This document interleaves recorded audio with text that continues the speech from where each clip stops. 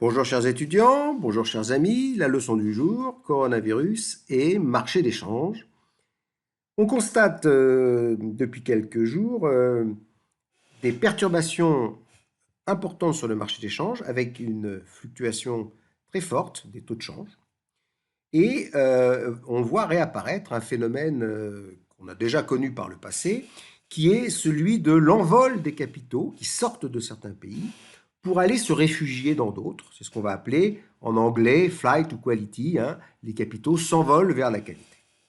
Essayons de voir comment expliquer ce phénomène et quelles sont les conséquences et les moyens éventuellement de le limiter. Alors pour ça, reprenons ce qu'on appelle les devises, les grandes devises. Ces grandes devises sont de deux types différents. On a l'ensemble des monnaies convertibles, qui sont les grandes monnaies connues, l'euro, le dollar, le yen, la livre sterling, qui sont des monnaies qui sont à la fois des instruments d'échange, on paye avec, des unités de compte, on mesure la valeur dans une monnaie, et des réserves de valeur, on place son épargne.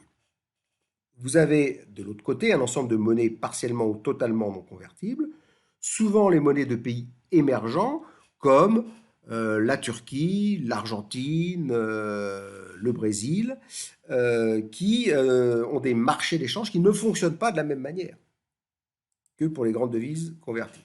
Les grandes devises convertibles, elles sont librement détenues par les résidents et les non-résidents.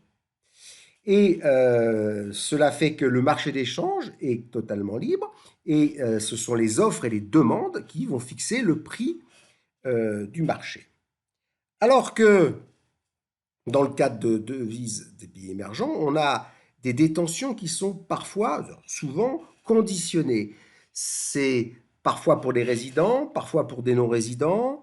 Il y a ce qu'on appelle un fort contrôle d'échange, et la question qui se pose pour chacun de ces pays émergents, c'est qui peut détenir la monnaie, pourquoi faire et pour quel montant. Et c'est des règles qui sont en train d'évoluer régulièrement, qui font que la devise est plus ou moins convertible, flotte plus ou moins librement sur les marchés. Dans le cadre de la crise du coronavirus, les grandes devises vont être impactées de manière différente. On va avoir des appréciations et des dépréciations parfois importantes. Mais pour les pays émergents, la secousse va être beaucoup plus forte, les marchés étant moins profonds, comme on dit, étant moins denses. Il peut y avoir des phénomènes de chute libre avec des risques d'incapacité à se procurer les devises pour pouvoir importer.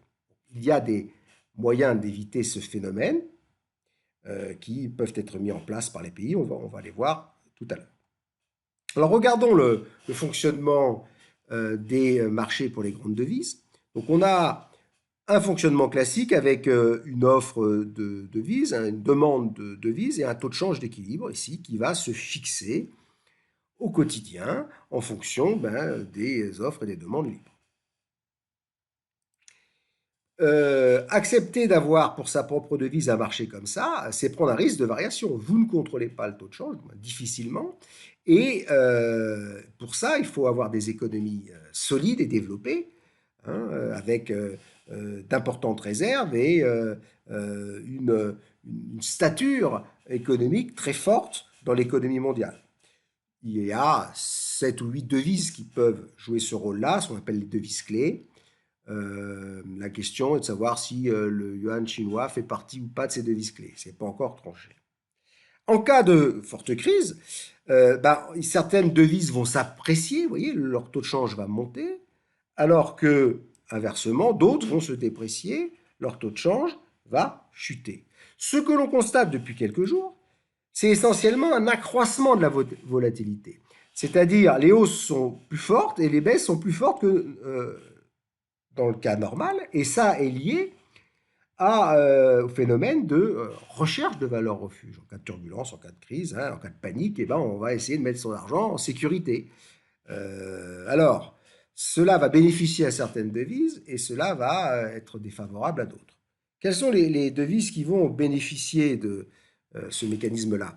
Celles qui vont bénéficier, vous voyez, ça va se traduire par une hausse de la demande. Elles vont être fortement demandées hein, la demande va se déplacer ici et le taux de change va s'améliorer.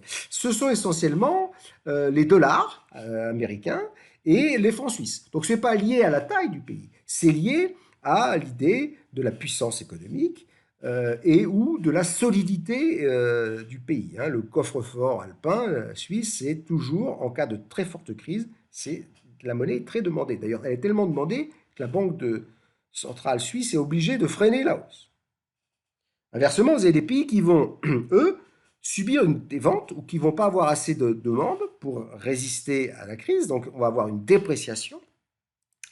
Essentiellement, quelques monnaies qui vont être impactées plus fortement que les autres par la crise économique. Par exemple, la couronne norvégienne ou le dollar australien, parce que ce sont des exportateurs de pétrole ou de matières premières qui s'effondrent liés à la crise économique. On a aussi la livre sterling qui baisse beaucoup parce qu'il y a une chute de l'économie britannique et il n'y a pas cette force de rappel qui fait que, par exemple, l'euro est plutôt stable parce qu'il y a partiellement, merci les Allemands, le statut de monnaie refuge. Regardons la situation un peu plus grave pour les pays émergents. Pourquoi? Parce qu'on a ici une offre très forte liée à cette fuite des capitaux avec un risque d'effondrement des taux de change. Quels sont les moyens d'éviter ce phénomène catastrophique? Alors, le moyen le plus radical, si vous voulez, c'est le blocage de l'offre. Ici, eh ben, on empêche les gens de vendre la monnaie parce qu'on les empêche de la détenir, tout simplement. On réduit la détention en reprenant les questions qui, pourquoi, combien, ou voire on bloque carrément le marché d'échange. Mais si on bloque le marché d'échange, il y aura aussi difficulté à se fournir des devises. Donc, l'autre moyen pour éviter cet effondrement du taux de change, c'est une action sur la demande. C'est-à-dire que si les pays ont suffisamment de réserves de change, ils peuvent utiliser ces réserves, vous voyez ici, pour stabiliser le taux de change en achetant leur propre monnaie, en déplaçant la demande ici pour maintenir un taux de change à son niveau d'équilibre. Ou alors, autre solution, c'est d'augmenter les taux d'intérêt pour faire en sorte de favoriser les entrées de capitaux, ou en tout cas les empêcher de partir, mais ça risque d'être difficile, car plus la crise, plus la panique est forte, et plus la prime de risque d'être justement très élevée.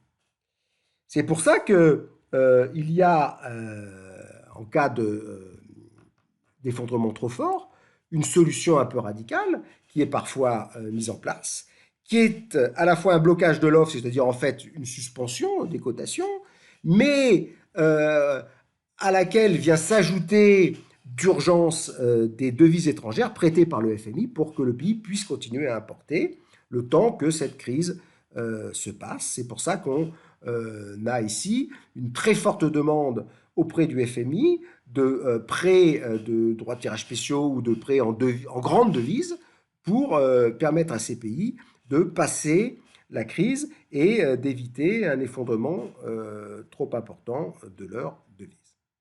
Voilà, cette affaire n'est pas finie et je vous encourage à suivre l'évolution des marchés d'échange, des grandes devises et des devises des pays émergents. Bonne journée!